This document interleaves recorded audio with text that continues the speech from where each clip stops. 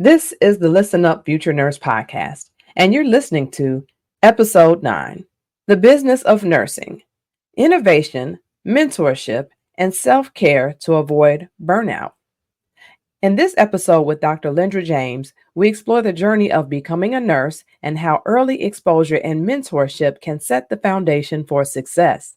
Dr. James highlights the importance of building generational wealth through nursing and entrepreneurship, leveraging transferable skills, and avoiding burnout by combining passions with nursing. She discusses the value of having a business mindset, the impact of mentorship, and the need for nursing representation in policy and leadership. Dr. James also introduces her Nurses with Voices podcast, where these critical conversations continue. Finally, she emphasizes the importance of prioritizing self-care to transition from burnout to breakthrough and becoming a more effective nurse and leader. You're listening to an episode of Listen Up Future Nurse Podcast. Scan the QR code if you're watching, or click the link in the podcast show notes to get your virtual remote. Make sure to tune in and subscribe on Spreaker and follow us on all of your favorite podcast locations. And watch us live online on all of your favorite social media sites. No login, no problem. No matter if social media isn't your thing or you're taking a break, you can listen in right on our website. Save your data and this episode by downloading it from our website, NursingInspired.com/podcast. So if you have to take a pause, you don't lose your place where you were listening or your battery power. That'll also help our podcast rankings rise to the top. This podcast is hosted by Fallon and Flowers. Dr. Lendra James is a distinguished healthcare leader, nurse expert, and entrepreneur with over 2 decades of nursing experience. As the founder of DL James Consulting, Dr. James leverages her extensive knowledge to offer healthcare consulting, mentorship, and coaching services.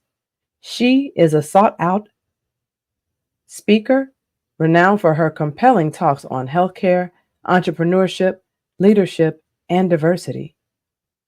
She is also the host of the podcast Nurses with Voices, which shares inspiring conversations and provides guidance to the nursing community, and an accomplished author addressing critical issues such as conscious and unconscious bias in healthcare.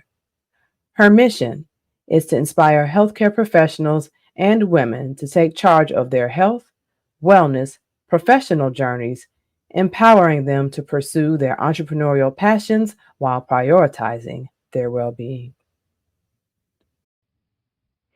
All right, welcome everyone. We are here live with Dr. Lendra James. I am so excited for this interview today. We have a lot to talk about, and so I am so glad that you all are here listening, and for those of you that'll be listening to the replay. And then welcome to our guest today. How are you? I am good, good. Thank you for having me. Excited to be here. And where are you hailing in from? So I'm in New Jersey today. Today. Okay. So you'll normally find me between Pennsylvania and New Jersey, and my practice is back basically in both states as well. So Okay. today I'm in New Jersey. Oh my goodness. Okay, my goodness, y'all. We have someone that is all across. She almost was supposed to say global, actually, but all across the United States. Okay, and I'm here in Chicago. All righty. Oh, the home where they're So having the DNC right now, right? Like absolutely, that I has to know, be I so know, yeah. crazy.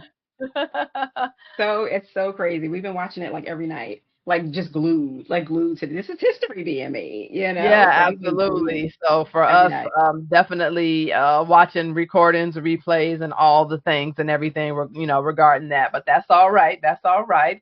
But I'm so really excited, just seeing how many years that you've had in nursing so far, and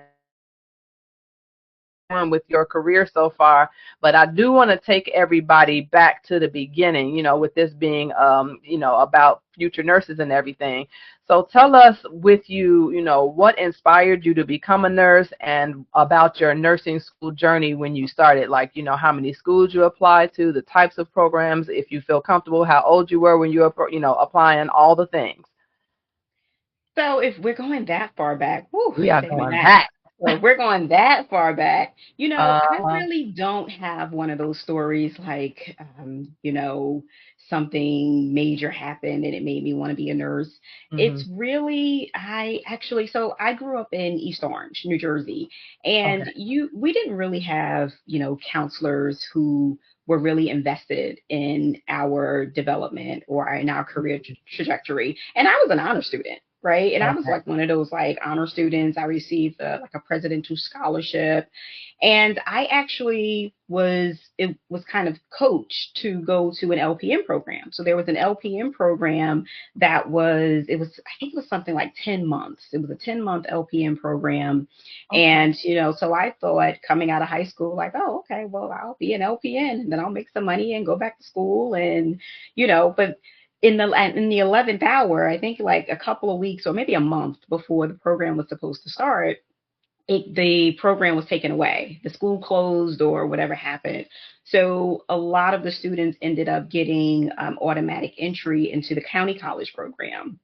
Okay. So I attended the county college program, and I was one of those, like, I kind of bounced around. I wasn't really, I didn't have the best guidance, which is why, Okay. like, fast forward to now, like, I'm so big on mentorship Mm-hmm. because I went to the ADM program. I was young, played around. I went to a different school, finally got my degree in nursing, and I was a nurse for about maybe, and then my associate degree in Okay. nursing. And during that time, I worked at different doctors' offices, and I really started getting experiences I didn't realize was going to really help me in my future, right?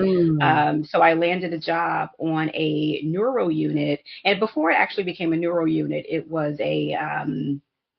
like one of those mishmash units, right? We had urology, neurology, remote Mm-hmm. telemetry. It was one of those units, and I was a tech on that unit. And Okay. we did everything, and everything was manual. Like there was manual blood pressures, there were manual temperatures, manual pulse checks. Mm-hmm. That's how you really That's how learn. we learned, right? Like that's Mm-hmm. how we learned. And I actually didn't go back for my BSN probably until, so I became a nurse in like 2001. So it was probably Mm. about 10 years later that I went Okay. back for my BSN. And from there, because in between, I had a child, I started a Mm-hmm. family. Of So, life course. happens, right? Life is life, And and yes. right. And then when I did start to go back, by the time I did go back, I was ready to really, I became what I feel to be a career student.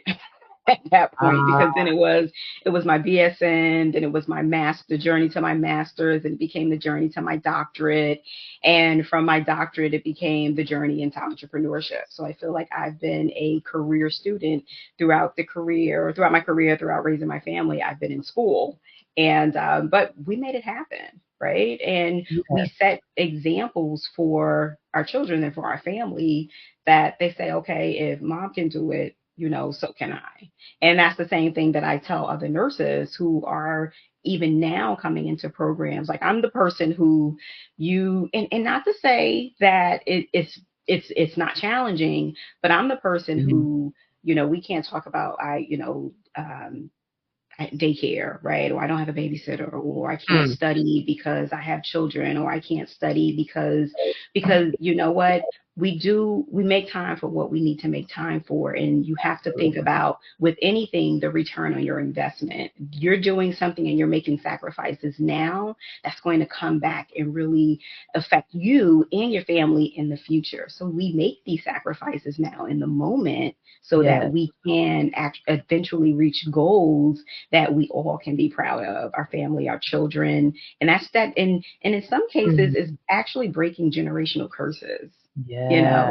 So then, when we talk about generations, I come from my brother. He, well, he received his PhD before I did, but Mm. my family, our generation, like from my brother, then my cousins, my first cousins, we're the first generation in the family to really start to get doctorate degrees and degrees because our parents, Mm. they didn't come from that. Okay. So Yeah. yeah, yeah, Wow. yeah, yeah.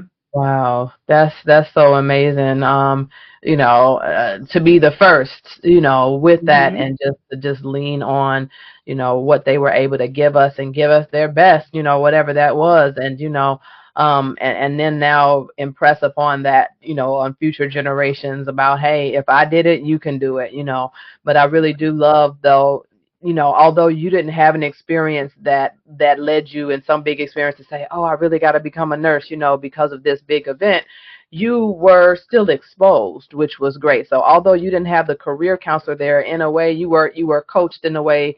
And then it's funny how that program was, put in front of you and taken away. You could have went a whole nother direction. You could have Right, and said, okay, I'll look at, this, a pharmacy, or I'll look at this, or I'll look at that. right. But you decided to still keep going, and you went to the community college, and then you still pursued your education, which I really love. And then you said you were a tech on a mishmash floor. So was this while you were in your associate's degree program while you were doing that?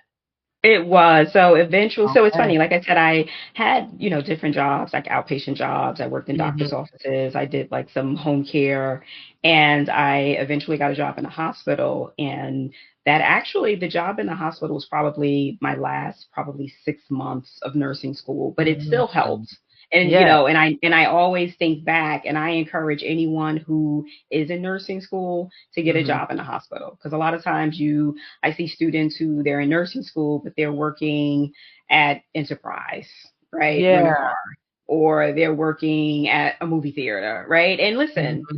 I understand we have to do what we have to do. Yeah. However, if you can get that job in that hospital setting, in that long term care facility, in that nursing home, something that's going to give you exposure, it's probably one of Absolutely. the best things that you can do for your career. Yes, yes, yes. I'm so glad you said that, because that is something that when I'm coaching students, I help them look at not only what helps them to look more marketable for applying to their nursing programs, but what's going to help to expose them more, and, just be able to give them kind of a fallback, of something that they can do while they're in nursing school that really kind of makes sense, because things will start to connect, and as we might say, it hit differently. It's just like those things that you knew you were doing as a tech or as a CNA or as a medical assistant. You look at it differently once you get the rationale from nursing school behind, what you're doing. But if you're just doing, things because that's what they taught you to do, and then you're just kind of going down this checklist of things, you're getting a rhythm of doing it, but you really don't know why. And The then sometimes why. that makes you want to switch it up a little, or cut this thing out, or do something in a different order. And it's like, no, you can't do that. And there's a rationale behind that. And you're absolutely right. Knowing the why you're doing things, not just because it's like a check in the box, right? Or Hmm. not just because professor said so, or not just Hmm. because like this is, you have to really understand it. And I tell students all the time, even when it comes down to taking your exams, when you pass, it's because you Hmm. understood the information, not because you just Yes. studied to pass the test. Like one of Yes. the things that like grind my gears is like, well, do we have a study guide? It's Hmm. like, well, what's going to be on the exam? Everything. Tell Everything. them, Professor. No, but I say that jokingly, but I have a comprehensive understanding of the information, because when you do that, that's really what helps with retention. If you're just studying, because the test is not going to say, okay, apples and oranges, right? The test is Hmm. going to ask you about, vitamins in particular, right? Hmm. The test is going to ask you essential questions to make sure to see if you have that comprehensive understanding. It's not just Yes. going to be, Jack and Jill, or like that really fundamental way of, Yeah, thinking and this ain't no teaching. Like, regurgitation. No, no, right, no. You it's gotta not going. That's understand. not it. You have to understand the information. So that's Yes. not it. I can remember. when I can remember when I was a tech, it was so funny. Like it was like one of my first times on the unit. And I remember this nurse just running up to me and, handing me this, your this UHCNA kit, UA culture and sensitivity kit. She was like, go get this culture. I guess I was dressed in a uniform and I had to go get this culture. And I remember going in the bathroom just trying to figure out how I'm supposed to put this urine in this tube. And I was, I was like, Oh, how is this urine supposed to go in this tube? But you know oh. what? But I hadn't worked in, the hospital setting before. And this is why when I Mhm. go back to say, if you can get that exposure going into the hospital, go into a facility. That way, when you become a nurse, things are more familiar to you and you're not Yes, just going off textbook and theory because it changes. yes, It yes. definitely changes. Absolutely, because I mean, experience totally makes a difference, and then the other thing is you mentioned familiarity, which I love that you said that because the other thing is if you worked like you said at a car place for instance, and then you now are just now touching a patient and doing patient identifiers and explaining things to them, it's like you don't have the same comfortability and familiarity with talking to patients as you would if you had already been working in the healthcare field at some point in time. And so I really do love that you said that that piece. And then you talked about a little bit about how students asked you, what's on the test or things such as, all those type of things. Is there a study guide, right? So what advice would you give to, nursing students and pre-nursing students to navigate the challenges of being in nursing school? So it's interesting. My god sister, she's in nursing school now. And she calls me all the time, and she called me recently, and she goes, so I used to teach the class that she's taking now, and she's Uh, taking it at a different campus. But she goes, please help me, like I'm not doing great. And so when we really broke down okay, what is it that you're not understanding? A mm, lot of it, and this is coming from my experience, a lot of mm, it is you're not putting forth that effort, right? So mm, what are you bringing to the table? Sometimes, students expect the professors to just regurgitate everything, right? And mm, tell them exactly what's going to be on the exam, and that's not helping you. yeah, Right. And so when it came down to, because I said, okay, because I want to break it down. So let's break this down. What specifically are you not understanding? Because I mm, don't want to waste time on the areas that you don't understand, that you understand. So let's look right. at the areas. And of course, she called me and she met with me like the day before the exam. So we don't have a lot of time here. So, Yeah. but again, procrastination. So one, Mhm. the challenge is procrastination, right? Mm, The two is, meet with your professors. Meet with your, if there's something that you don't understand, take the tutoring, right? So yeah. don't be so, and I'm saying this from students that I have taught in the past as well. Mhm. Don't be so quick. I know, like, we all want to go home, right? I remember I used to teach a class that was like 12 to 3:30, and right, but everyone wanted to leave at 3:30, but my office hours were from 4 to 6. No one would Hmm. come to the office hours, right? Wow. So challenges. If you don't put in the time and the effort, you Hmm. can't expect, if you have to commit, right? You have to be able to commit in order for to get that commitment for you. Because if Hmm. I'm committing to keep my office hours from 4 to 6, and if you can't come and see me after class because you want to get home, or I get it if you have to Mhm. pick up your kids and things like that. But then, did you email me? Did we try to Hmm. set up something virtually? So Yeah. sometimes we can be our own worst enemies, and we have to really stick to our commitment in order to really succeed and do well. So one, the procrastination has to end. You have to Hmm. put in the time that you need to do your studying. You have to, there isn't going to be a study guide. You Hmm. have to figure out what's going to work for you so that you can put your studying in place. You have to be resourceful. Use your resources. Hmm. You get a lot, the students get a lot of tools. And I'm not saying you have to read every tool, but my students that have done the best in my classes are the ones Mhm. who they read the articles, right? Hmm. They're keeping up with Mhm. current events, right? They're looking at, or they're really taking all of the information that they get from the classroom setting. They're doing the assignments. They're not doing the assignments just to pass, right? They're not just Mhm. skipping through the assignments and just going straight to the questions. right? You They're better tell actually it. taking the time to understand the information, and that's what's important. And that's how you can really overcome those challenges. She ended up getting a B on the exam, right? Okay. And we went it and listened, and I said, just imagine how you could have gotten an A, right? Had you Yeah. studied prior to the, and she had been moving and all of these other Mm. things. So I know there's always life factors, right, that are Yeah. involved. However, you have to be able to make these sacrifices. When you're in nursing school, there are sacrifices that you're going to have to make, and things are Yeah. going to have to be put on hold. Again, I understand that life happens, but utilize your Hmm. resources. Talk to your professors, let them know what's going on, and don't be afraid to do that, because, there's definitely a level of leniency when you know how to articulate what as leniency as much as they can, I know, but when you know how to Absolutely. articulate and just be professional, and because you're in adulthood, you're Yeah. in adulthood, and I tell my son the same thing. He's in college. You're an adult. You have to start adulting. you know and the same goes with the nursing students. Is Uh-huh. you have to really speak up and advocate for yourself. My God. Oh, you dropped so many pills of wisdom.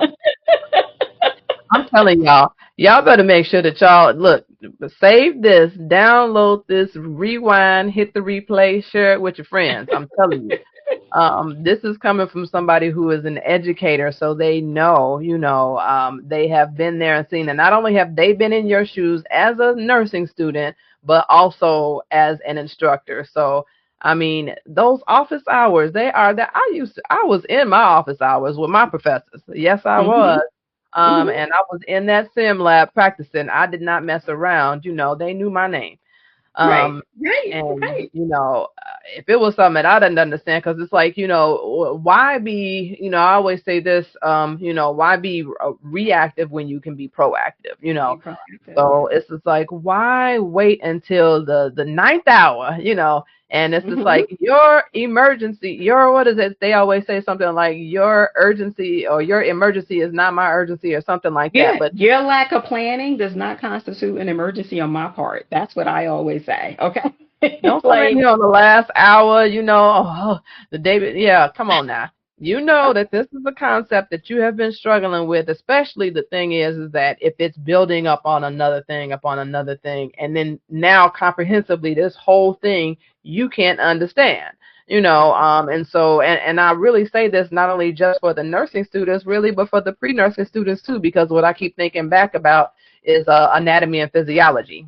mhm, And if mhm, you don't mhm. understand how one breaks down and how one connects to the other and how it all comes together, when we jump into, talking about heart failure and you really just kind of blew off that anatomy, Mhm. Mhm. you're going to be in trouble. Somebody should be Yeah. able to say, oh, yeah, this person had JVD or this person had edema. What kind of what side of heart failure did they have? I don't even do this no more. I'm in women's health, but I still remember this stuff. Right. There is some stuff that was ingrained in me in nursing school that has stuck. It has never left. And that's because Yeah. I had amazing instructors that not only taught during the nursing program, but we talked during their office hours too. And Right. yeah, the emails got sent and everything. I was involved.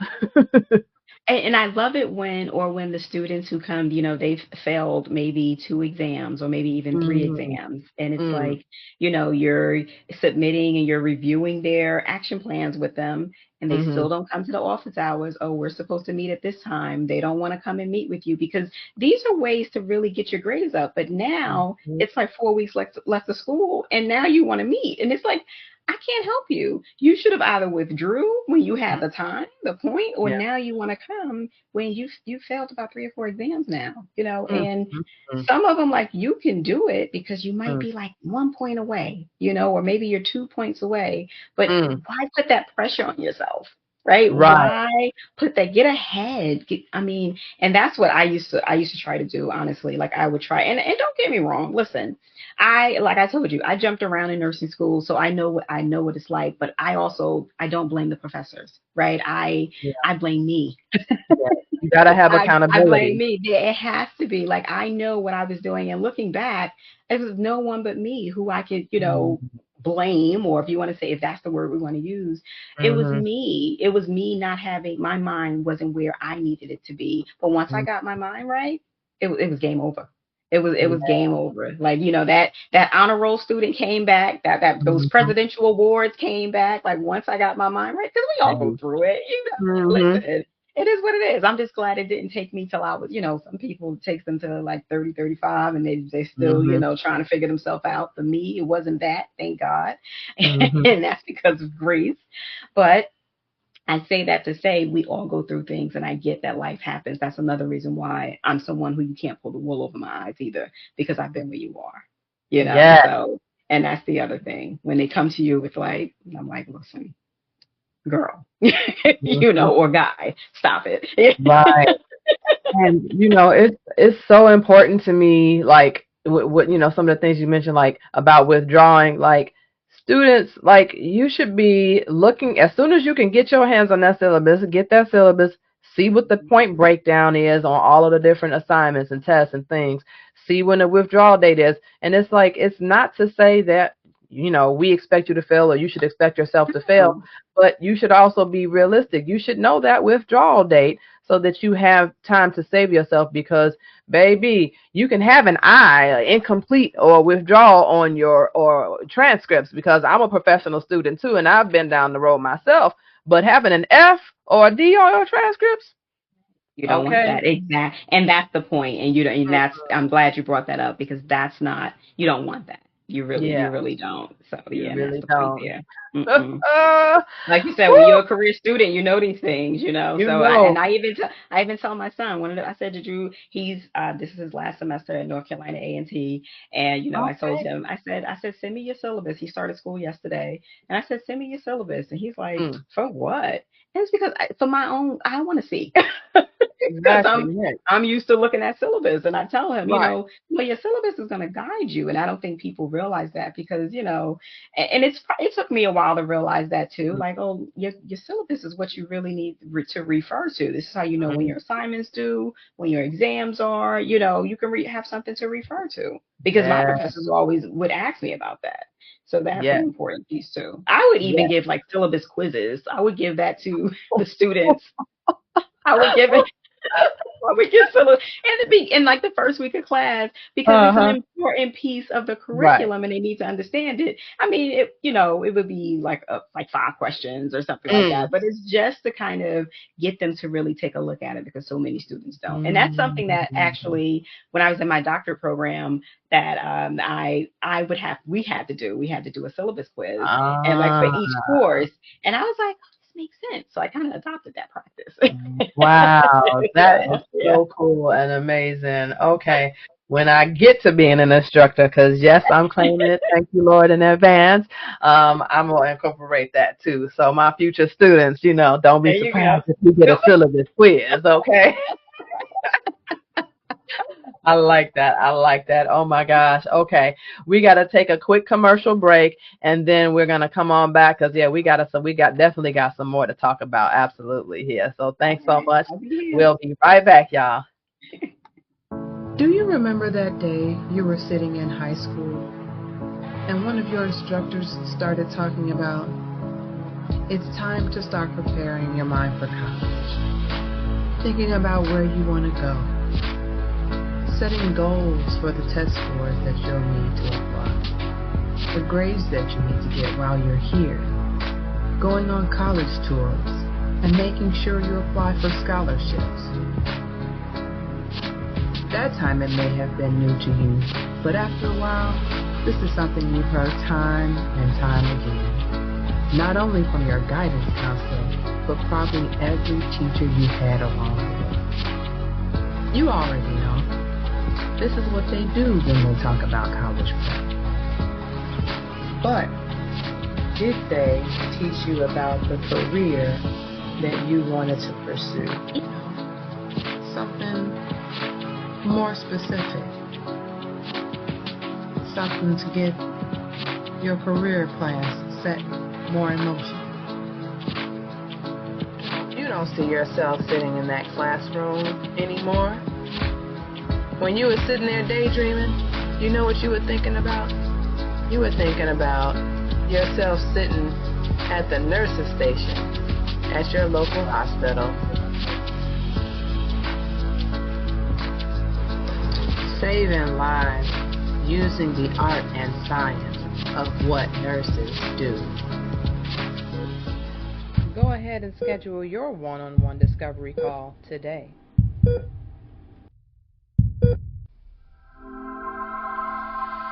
You're listening to an episode of Listen Up Future Nurse Podcast. Scan the QR code if you're watching, or click the link in the podcast show notes to get your virtual remote. Make sure to tune in and subscribe on Spreaker and follow us on all your favorite podcast locations. And watch us live online on all of your favorite social media sites.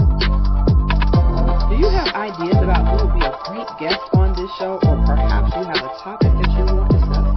Let us know. Send me an email at info@NursingInspired.com or text at 773-609-0649. All right, we are back. We have been talking about so many good things when it comes to not only Dr. Lendra James, her background and how she, progressed all the way from associate's degree nurse all the way to having her PhD, but even some of the things that she's been able to do with students and just so many things, you all. So, Dr. James, please tell us. You mentioned mentorship earlier, and how you really love to advocate for mentorship. So, for yourself as a mentor, what would you say that students should look for in a mentorship? I know that you really kind of looks like mostly mentor nurses, but what would you say for like pre-nursing students and nursing students? What should they look for in a mentor? You want to look for, so I have this model where I believe that you can have more than one mentor, and it's okay to have more than one mentor, because you want to look for someone who's going to be, one person may be nurturing, right? Because we need that. Someone else may be that person who's going to really check you. Right.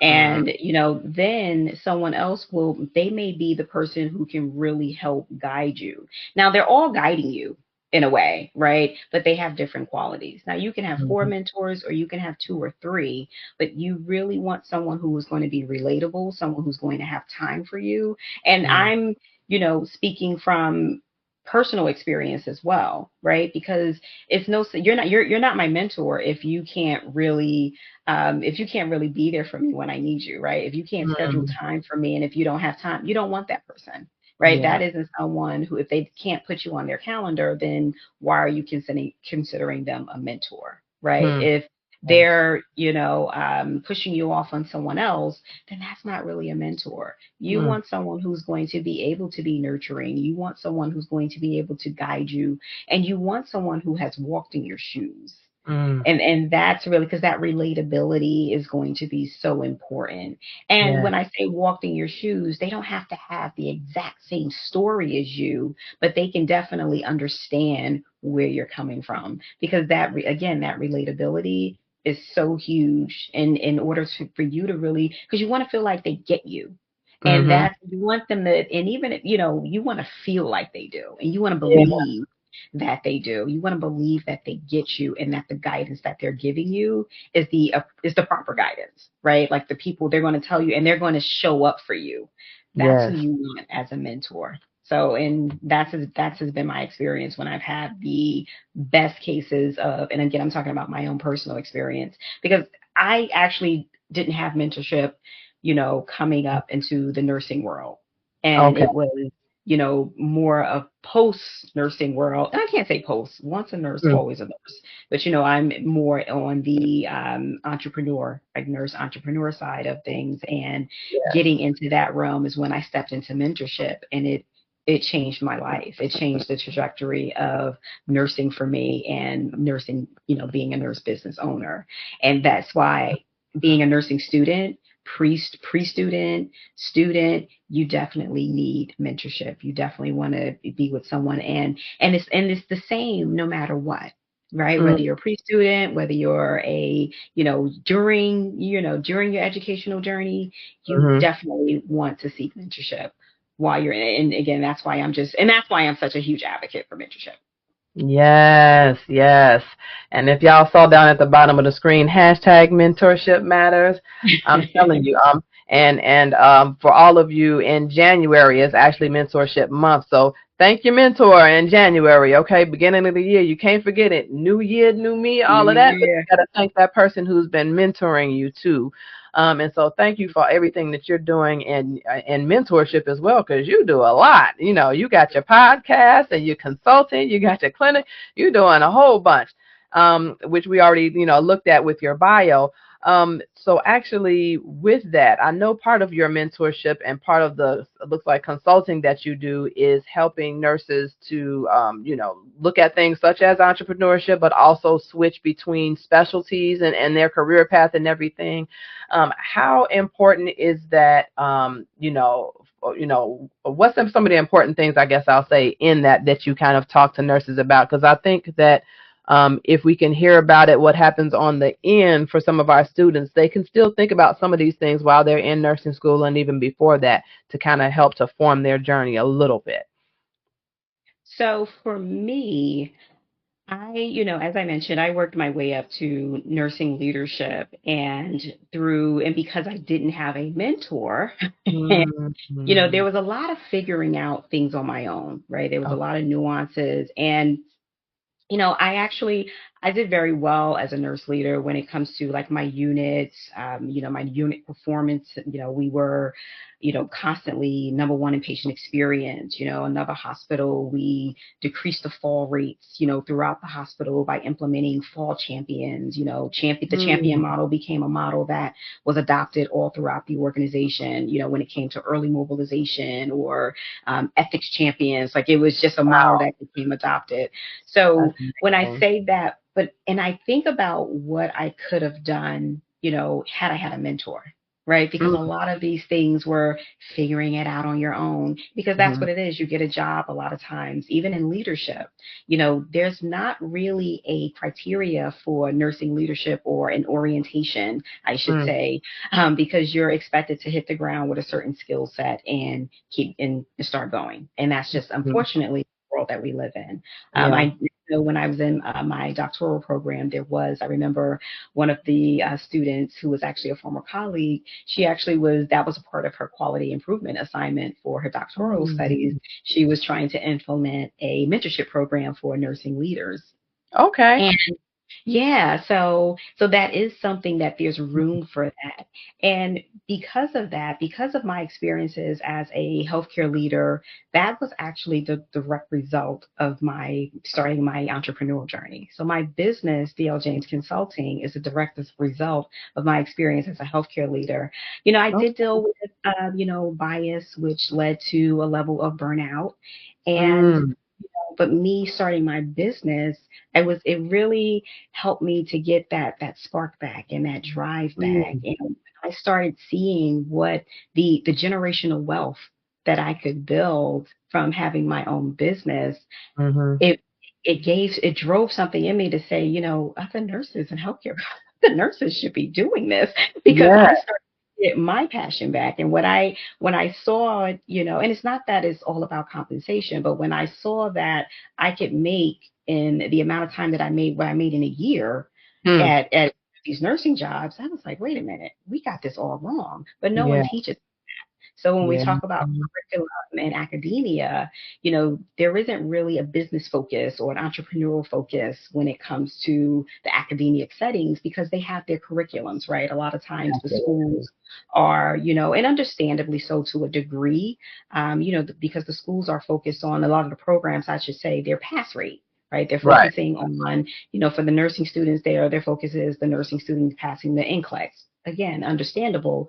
However, we can put us at, as a community, we put nurses at a disadvantage when we don't teach them the business skills or the entrepreneurial skills, because Mm. there is a huge influx of nurses going into entrepreneurship, which is why we should start preparing nurses at the academic level. for Yeah. an entrepreneurial journeys, because nurses, I see and meet nurses all the time, or aspiring nurses, I should say, who Mm. they want to go into aesthetics, and they're saying, oh well, I want to be a nurse because I want to be a nurse practitioner, because maybe they do some aesthetics already, right? And Mm. but their goal is because they already know that they want to be a nurse practitioner, because they Right. want to be able to have their own wellness business or their own aesthetic clinic. So some of them already have. Not everyone wants to be at the bedside, and it's Right. okay. Yeah. Now, we do need our bedside nurses as well. We do.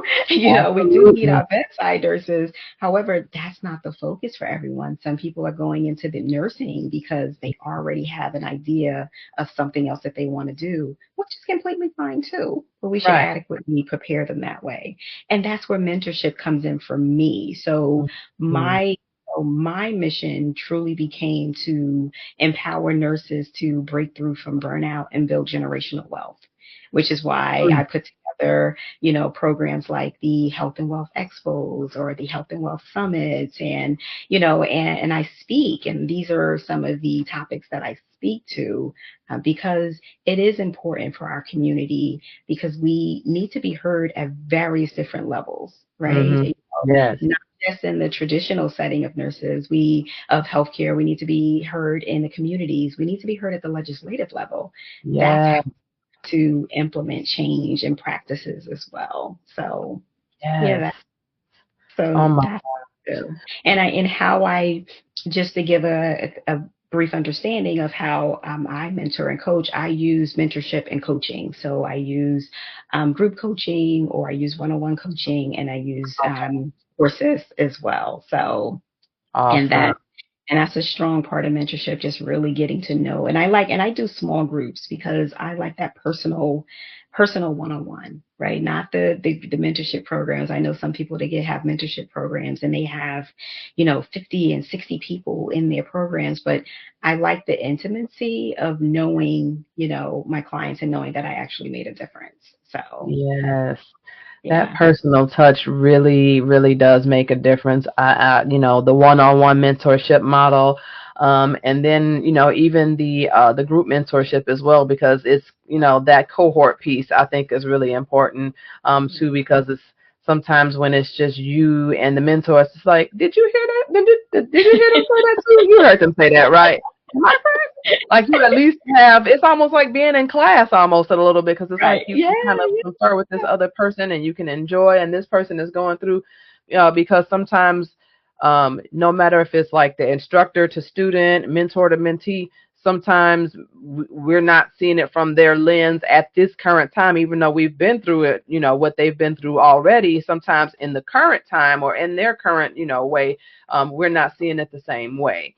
And so I think also that group mentorship model is great as well, that you're doing that. But I really love, what you were talking about with that. And with I think it was something that you were talking about with the nurses, that you were saying with the entrepreneurship. Yes.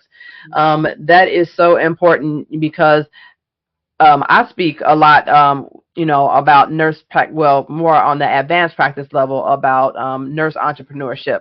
Um, but the difference is like, you're learning about it so far out, by the time that you become an advanced practice nurse and a nurse practitioner. And it's just like, if there are skills and passions that you have that can be added in addition to nursing, could you imagine people who learned that while they were, pre-nursing students, nursing students, graduate nursing students, after they graduated, and then if they wanted to continue on to advanced practice, fine. But either way, whatever you got, but it's just like the way that healthcare could look, and this world could look, if we had more nurses at the table, like you mentioned, in politics and all of these different places, how much differently things are. Because I see people use the phrase all the time, and they say something now, profits over patients instead of patients over profits, Hmm. and so many different aspects of how things could be. But it's not just about the world and life and healthcare, but it's also about that nurse's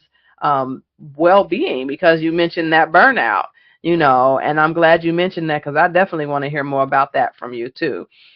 Um, Absolutely.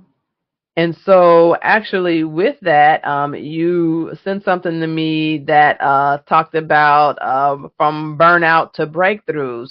Uh-huh. What inspired, all of your talks and all of your consulting and all of the things that you do when it comes to burnout for nursing? And you know what? It goes back to, like I mentioned, my experience as a healthcare leader, and just watching, other colleagues go through similar situations, at different points of their career. I can remember, I was at one institution and, nurses were just leaving and, they were resigning and there was always a complaint. And it wasn't necessarily about, it was a lot of it was organizational, and the organizations, Mm, they didn't want to hear that, right? Like they didn't want to hear, so, they would do their engagement surveys and, mhm. well, that's organizational. There's nothing we could do about that. Well, why not? Like, Right. why can't we It's do your anything about organization. it? Yeah. Well, why can't we You do, can change this. So I remember I'm getting a job at another institution, as nurses, it's not hard for us to get another job, right? So I got a Yeah. job, and, it was like a huge salary increase, and, I was going to be over, a few departments. So I remember thinking like, okay, Mm, it's going to be different, fresh start, right? Like, mhm, and, I was all excited about it. I got there. It was the same old thing. It was, mm, it mm, was, it was the, how Kamala say, it was the same old show, mm, like nurses were just leaving rapidly, leaders were leaving from like various departments. mm, And it was just like, and I'm just like, okay, it's not me. Because you get to a point where you start to question and ask yourself, you feel like it's you, right? Like, mhm, mhm, is it me? Right. And then when I started seeing other leaders leave, and, at this institution, people were a little more vocal, because sometimes in leadership, there's just certain things you don't say, there's certain things you don't.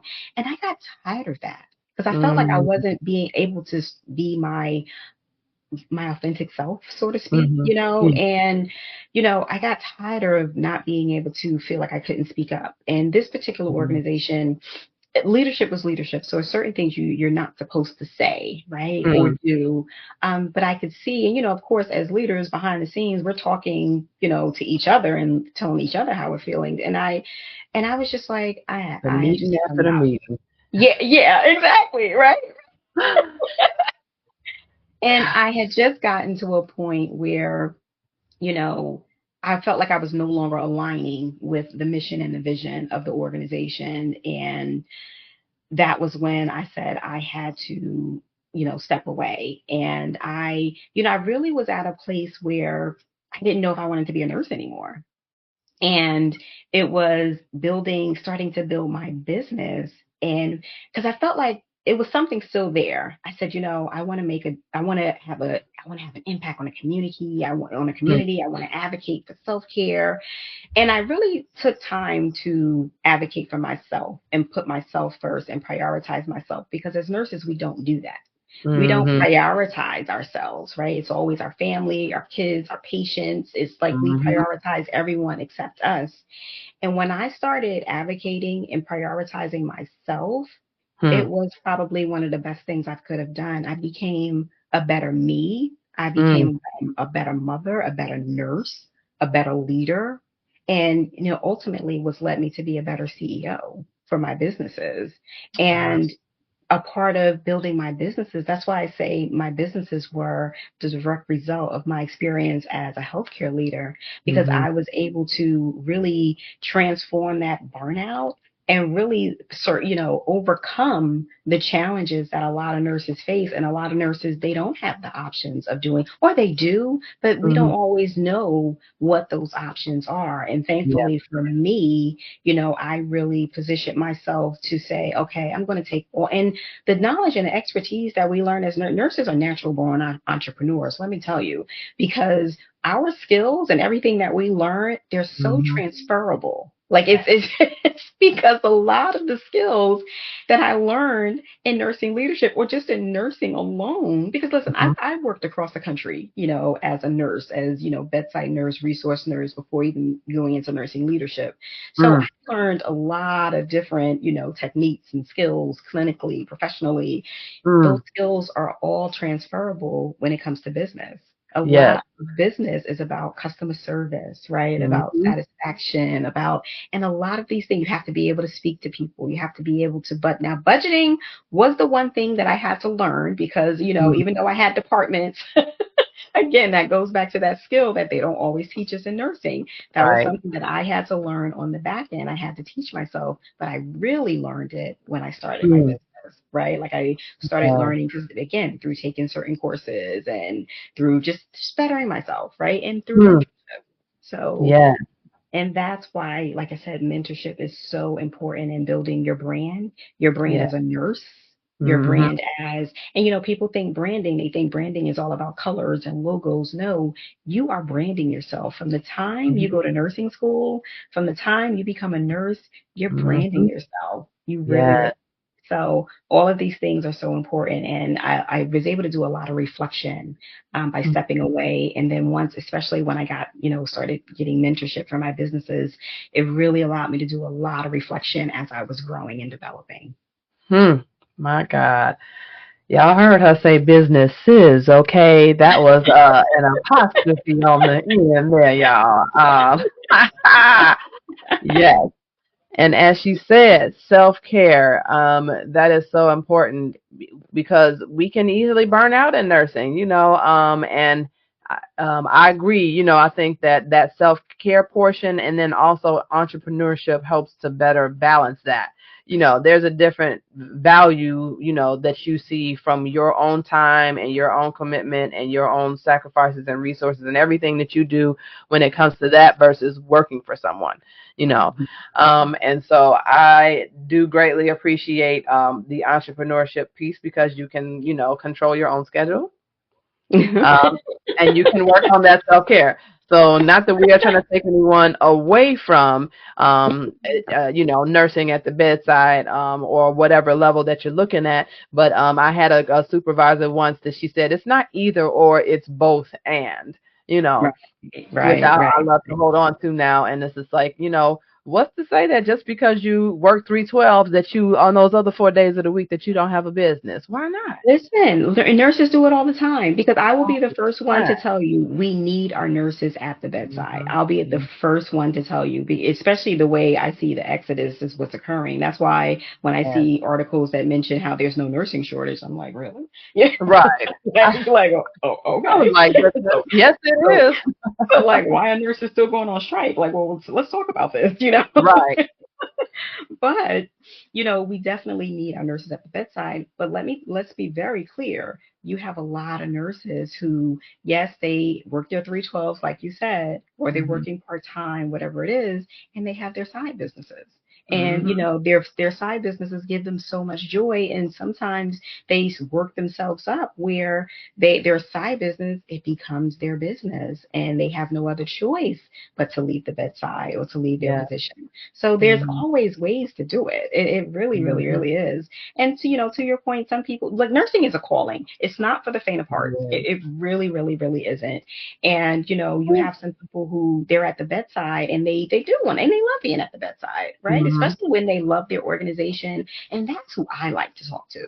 I like Mm. to talk to the people who are loving their organizations, and because I Yes. want to know, what are they doing there? What are they doing that Mm. we can learn from your organization and that can be adopted at other facilities? Like, what are they Yes. doing? So I love talking to nurses when they're like, "Oh, I love Mm. it here."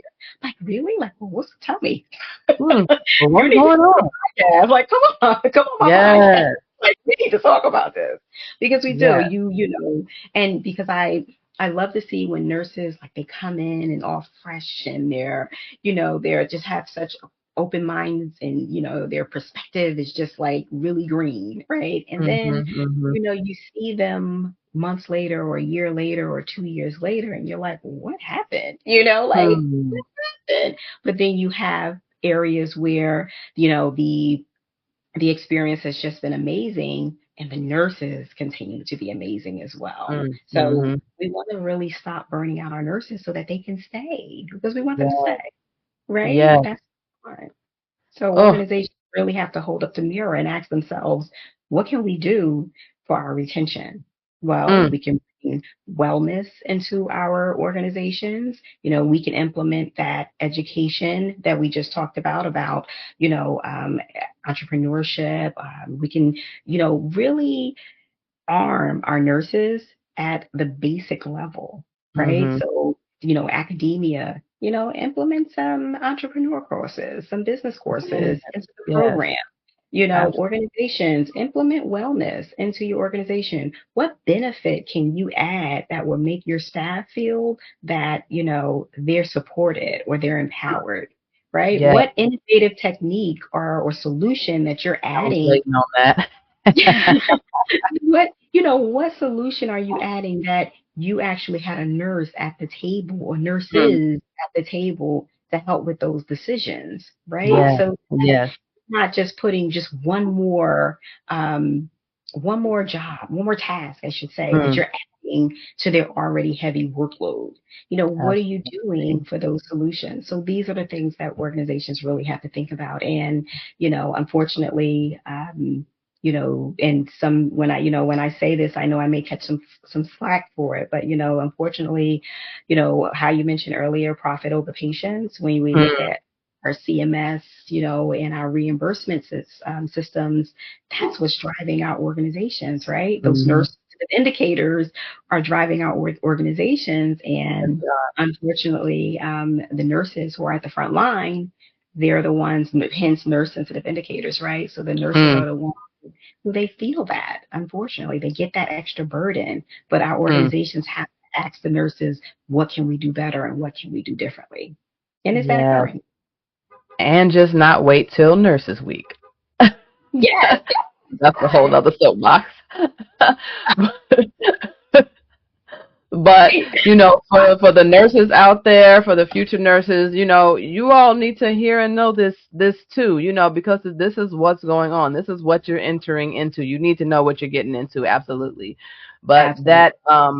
that self-care piece is big, and then the innovation piece is big. You just will never know what solution, will be brewing inside of you that could, change the trajectory of patient care.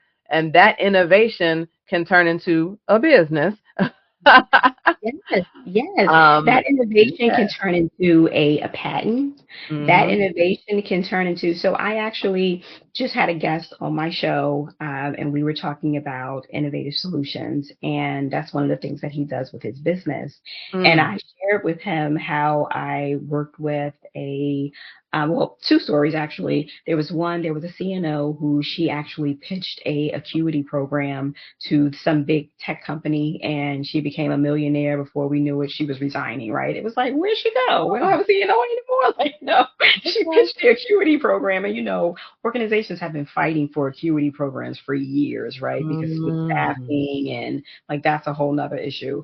But there Hmm. was a nurse who actually created a device. I think it was called a manifold. And Hmm. again, I don't know all of the nuances in it. However, she created, how we have all those piggybacks that we have to hang. She Yes. actually created a device where, and I think you could hang like at least 6 lines onto that one. You would hang one primary line, and then there were Okay. like three spouts on each side where you can Hmm. connect the piggybacks, and you wouldn't have to disconnect them. But think about this, and this is what I mean. How innovative you have to Hmm. be to create something like this, and your organization use it. But again, and again, there's agreements that we sometimes don't realize that we sign when it comes Mm. to intellectual properties. Yep. For if you're creating something and you're creating something on on the organization's dime or the organization's time, you know that may have been a part of the employee agreement. However, and again, I'm not telling the whole story. I'm telling the nuts and bolts of it. But basically, the organization now owned that manifold, but they distributed it and they used it throughout the organization. Just Wow. imagine. And again, I don't know if she got some type of cut in there. I don't know. Mhm. Right. But the point is, this came from a nurse, right? Hmm. Like that's how creative we are because we do so many workarounds. And we Yeah. used to it because we're in the front lines and we know. So we're very innovative. And that's why I say nurses are like, we're natural born entrepreneurs. And we just have to Absolutely. know that. And it's again, it starts with academia because we don't. I remember being in class and speaking with my students, and I mentioned something about consulting, and I mentioned like my consulting, business, and they looked at me like I had three heads.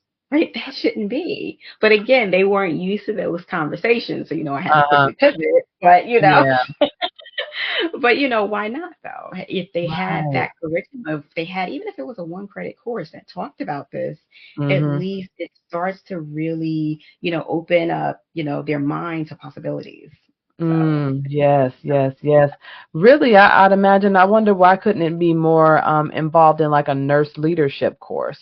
So when you have your yeah, nurse leadership course, it's like, why can't we talk about more than just like, making yourself, more marketable and getting your resume together? It's just like there's so many things when it comes to leadership and nursing that really could be in that can like open their minds up, and almost in a way. Distract but inspire, because sometimes the all of the clinical stuff for you got maternity and peds and gero and this and you in med surg and you taking all these classes, and it's just like that can be overwhelming sometimes mentally, but it's and you kind of use them likely one side of the brain more than the other. But when you get to you hit that switch on the other side of the brain and all of a sudden that creative side comes on, I think that would be something that would be nice, which I don't know. We'll see when I get to become Professor Flowers again and get out there and start teaching and talk about that. Absolutely. there you Oh my go, God. there you go. Yeah. I love it. I love it. So I want to go to a quick commercial break and then come back so we can finish up, because you mentioned your podcast and your consulting, and I did want to talk a little bit more about that. So we gonna check this commercial out real quick, and then we'll be right back. All right. Attention business owners, are you ready to tap into the fast-growing market of the nursing community? Partner with us to showcase your products or services to this dedicated audience. Nursing programs, especially at HBCUs, educational programs like CNA, phlebotomy, and CPR, healthcare staffing agencies, and businesses focused on self-care and mental health support.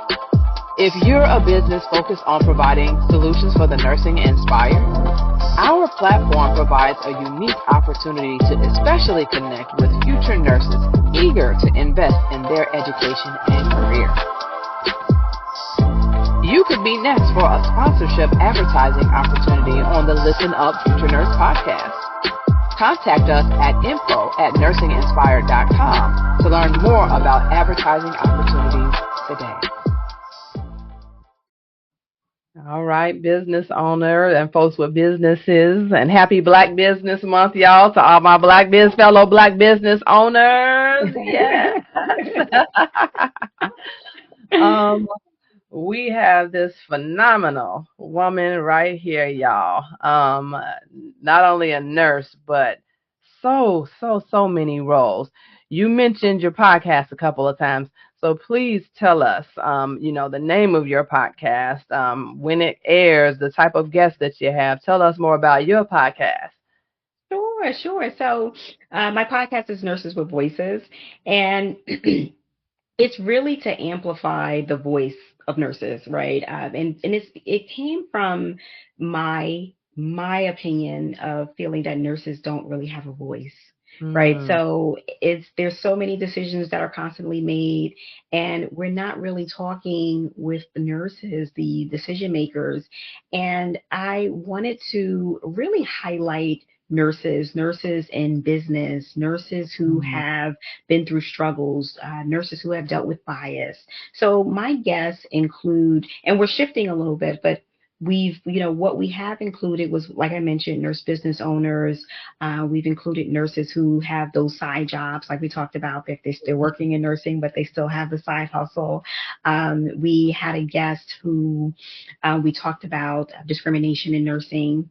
mm, We've had guests from the American Nursing Association. We had guests from mm, the DNPs of color. So we've had guests from organizations to community platforms. And now we're shifting to really include guests that are not only just nurses, because the platform has mainly been about nurses, and will continue to be. But we're also going to include, the different disciplines that affect nursing, right? So when we look at that technology aspect of Mm-hmm. things, Yes. when we look at we talk about the political aspect of things. So there's guests who I'm inviting on the show to really talk about, what they're doing from a policy level, what they're doing from an Good. innovative level. I'm going to continue to talk about nurses and nurses in business, but we're also going to be bringing on nurses who are, pro union, right? Or nurses who are actually at the bedside. So those are going to be some of the guests that I'm going to have on as well coming up, because again, it's to amplify the voice of nurses at every level of their career. So whether you're a novice nurse, whether you're a nurse looking to branch out into entrepreneurship, whether you're a nurse who's really just seeking guidance to the next level of your career. And again, that piece of it I wanted to include because again, it always comes back to the fact that I know I didn't have that. And I want to be able Yeah. to give that to other nurses because I know I'm not alone in that, and I have to realize that.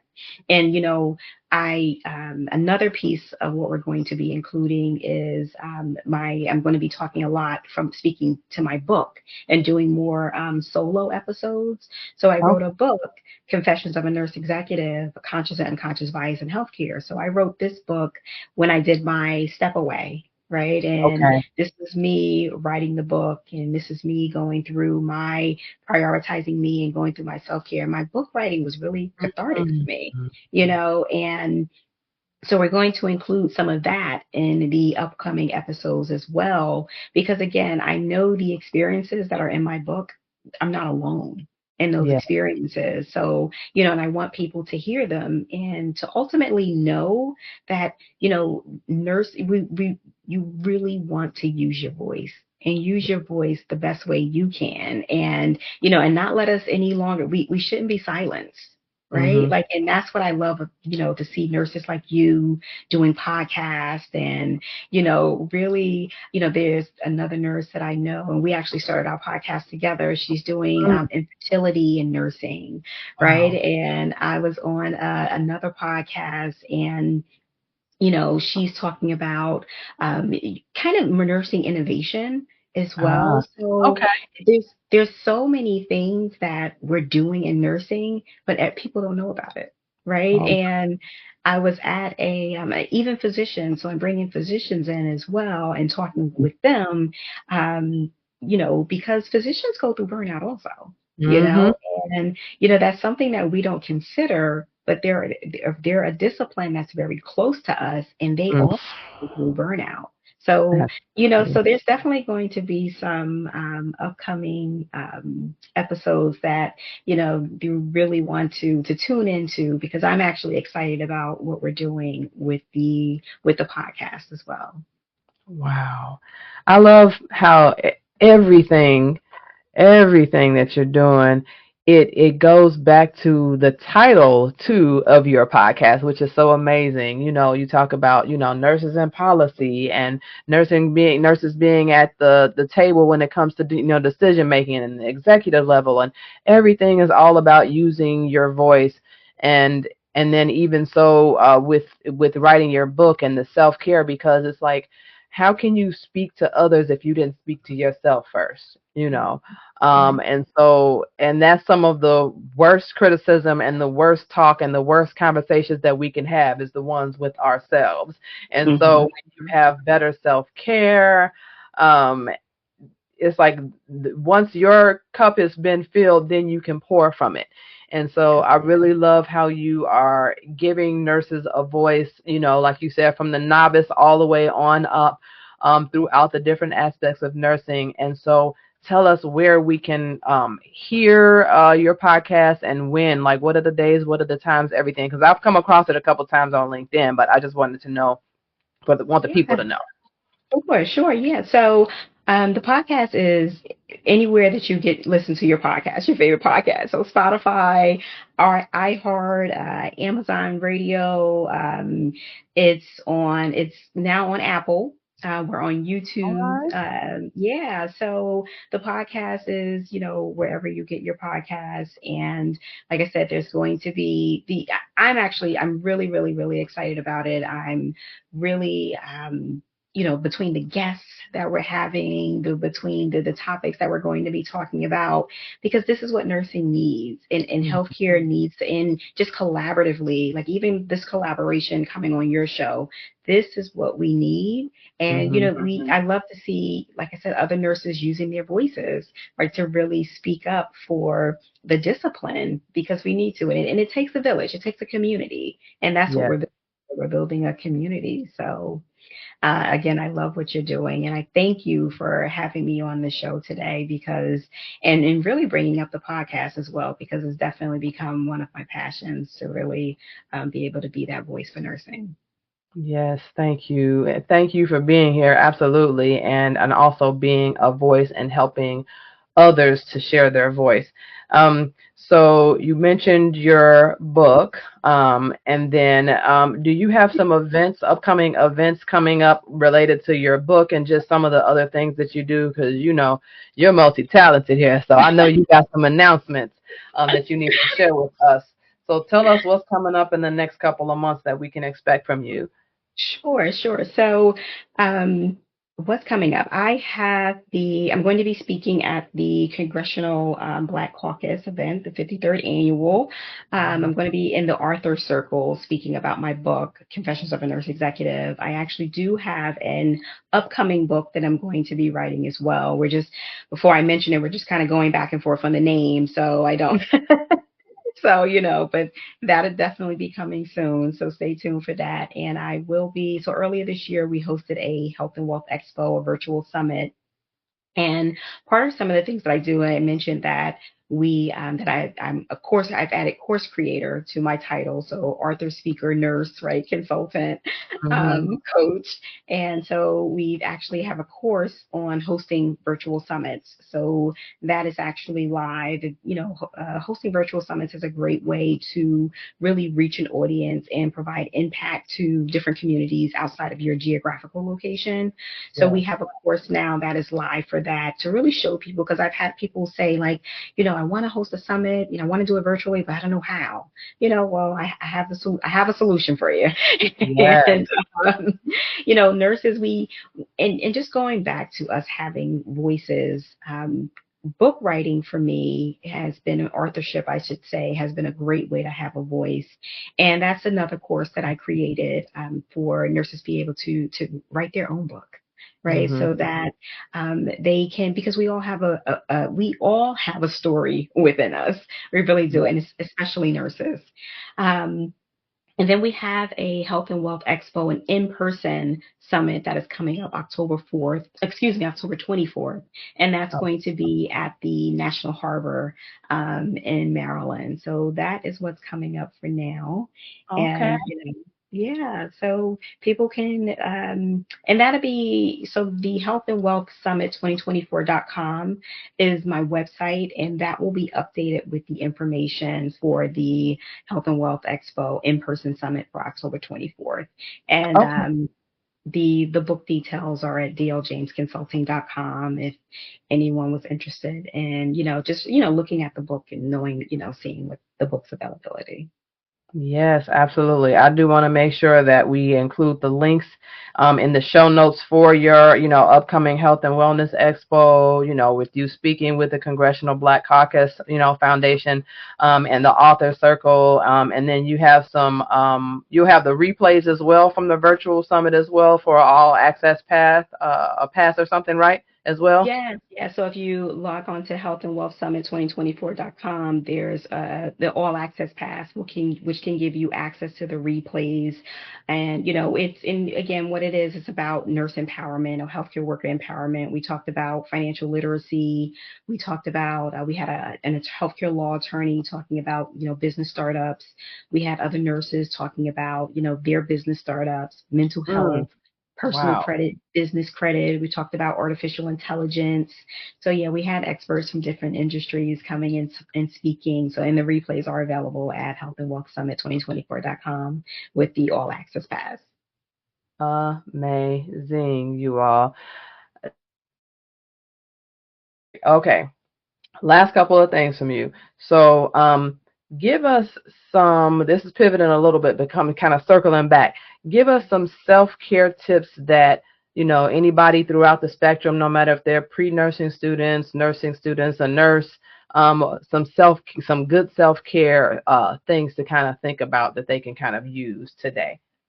Absolutely. Some easy ones to start with, journaling. Mm, Come up with a morning ritual. Start a morning ritual, whether that is prayer, whether that is journaling, whether that is, gratitude, mm, start a morning ritual of some sort. And, going back to gratitude and affirmations, you have to start speaking affirmations over yourself. Right. You mm, have to start speaking positively. I'm going to be a nurse. If you're a nursing student, aspiring nursing student, I'm going to be a nurse. You have to keep telling yourself that. Keep telling mm. yourself, I'm going to be a nurse. I'm going to be a nurse, and manifest it. Right. So Yeah. manifestations, affirmations, morning rituals, and Mm. journaling. So those are some tips that I can give you for self-care just right off the bat. Thank you so much for that. I love that. And then I want to circle out before we get to your any last ways that we can contact you. My last question for you is the flip the microphone question. So flipping the microphone, making you the host for a second. What question do you have for me after today's episode? Sure, sure. So, I love what you're doing with the Listen Up Future Nurse podcast. And, share with me, where did you, and maybe it's a two-part question, maybe I'm cheating a little bit, where, what made you want to start your podcast? What about the future of nursing did you feel there was a need to Mm. start your podcast in order to speak to the future of nursing? Wow, that's a great question. I think about what you said about, in the beginning for you, you didn't have a mentor, you didn't have a coach, you didn't have guidance. And and for me in the pipeline, I want to stay on the pre-nursing side of things, for folks that's on the beginning. I think when we kind of help to orient people to things, I'm always that person. I always love like harping on, let's make sure that the welcoming, is really laid out nicely.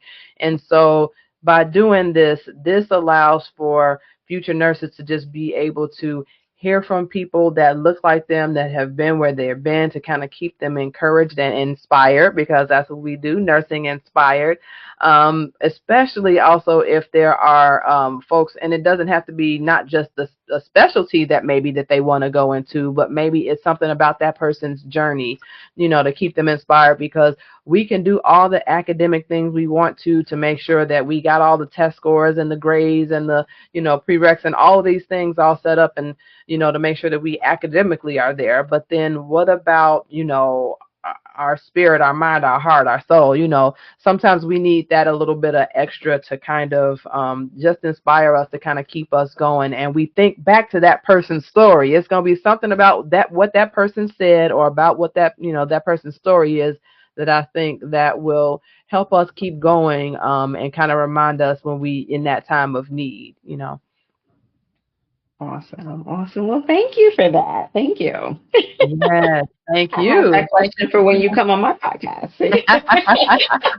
All right, sounds good. Sounds good. Yeah, because I really didn't, and as I think about when I was in my journey, I didn't have a mentor, I didn't have a coach, I didn't know what I was doing. I Mhm. didn't know other folks that were going through what I was going through, and so it's just a wonderful thing to be able to really to give back.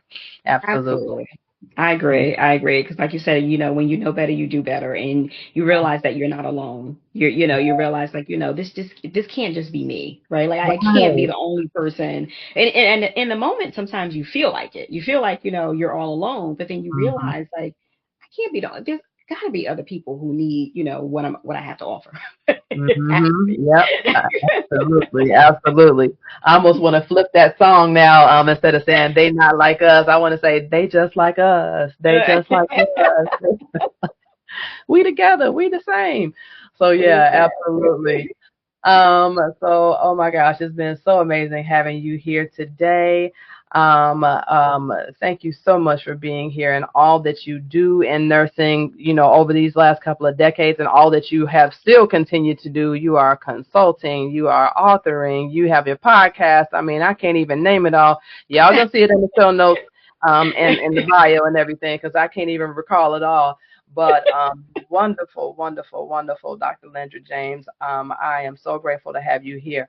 Are there any last remarks that you want to leave, ways that we can contact you, or anything else that you want to share with us before we close out?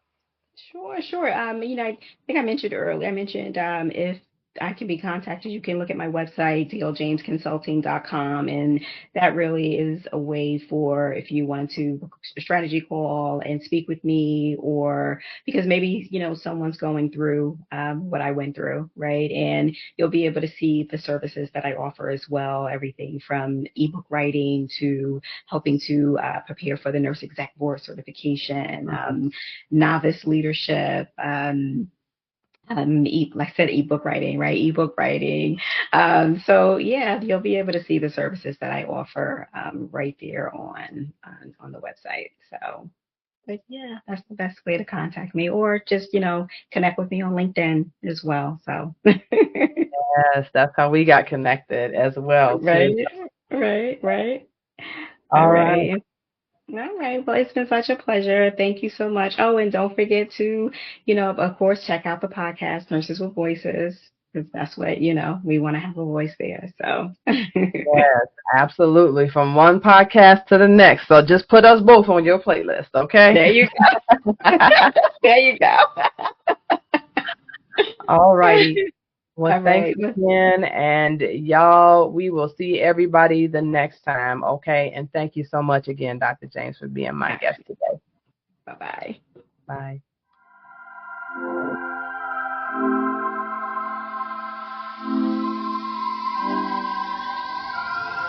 All right. It's a wrap. Make sure to watch us live, listen to your favorite podcast locations, leave us a review, or if you'd like to reach out to support this podcast, reach out to me as a speaker, or sign up for coaching, please use your virtual remote.